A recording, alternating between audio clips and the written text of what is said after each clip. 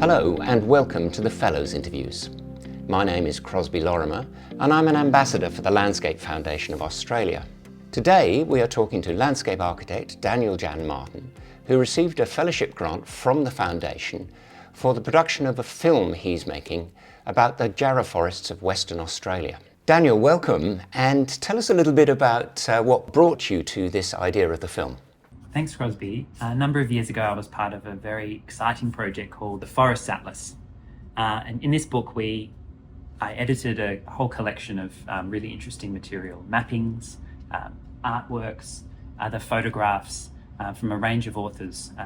Alice Ford, Noel Nannup, the wonderful Noongar elder, Clancy Martin, also Nansen Robb and Mariella Espino-Zupa, photographers.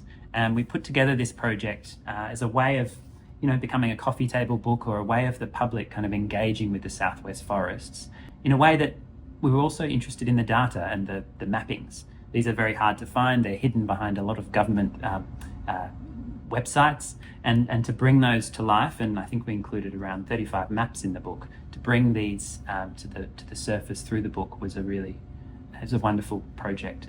And tell us a little bit about the status of the forests at the moment.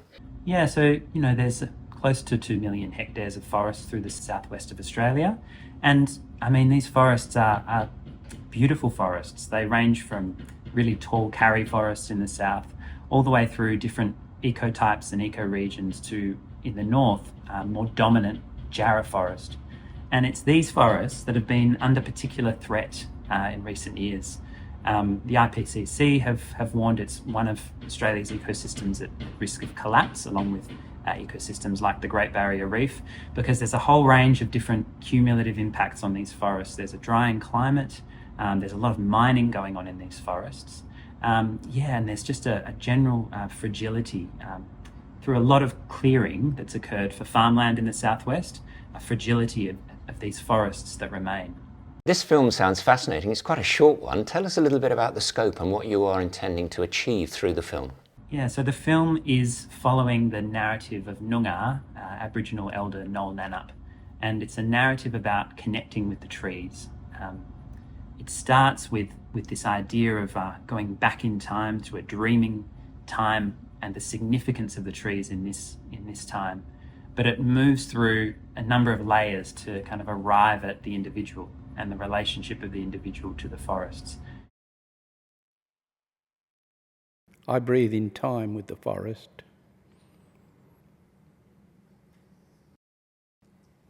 Magic. It was always important, and part of the application for this fellowship and the wonderful support of the LFA in this project has been the relevance of the urban. Perth was once Jarrah Forest, Banksia Forest, so it's a really interesting idea to me that we've been trying to evolve in the film, that in our urban cities, we're not away from the forest. We're within a historic forest, and there's still a lot of trees. We're in an urban forest. And this is basically the fact that we're always on country. Exactly, the fact that we're always on country. It's not something out there, and this is one of Noel's words in the film, that we're always on country. So we follow this through his narrative. These trees speak throughout Noongar country. Jarrah on the street sends signals all the way to the forest on the south coast. For you, it must be a very enlightening experience, really, watching all of these parts come together. Definitely. I mean, it's a bit harder than a book. I mean, I've got other skills in relation to making books, but films are a different medium altogether. But I think their capacity for engagement, I mean, we can print 1,500 forest atlases and they can end up in people's homes and people can carry them into the forests with them, which is wonderful. But, we can get that many views in a film, perhaps even in an evening. So I'm very interested in the capacity of film to be able to tell an environmental story and to tell it quite widely. Even in a local context like the southwest of WA. A lot of the really key environmental movements that have been happening here have been driven by film, have been driven by communications that are visual.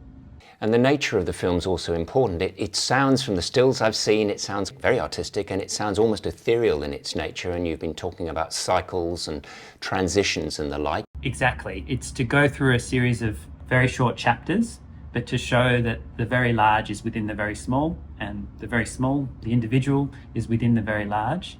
And every time I speak with Noel Nannup, Noongar elder, he is so, you can't go many sentences without talking about the relationship between one thing and another thing, the relationship between the small and the large, the individual and the system, or the ecology that surrounds us.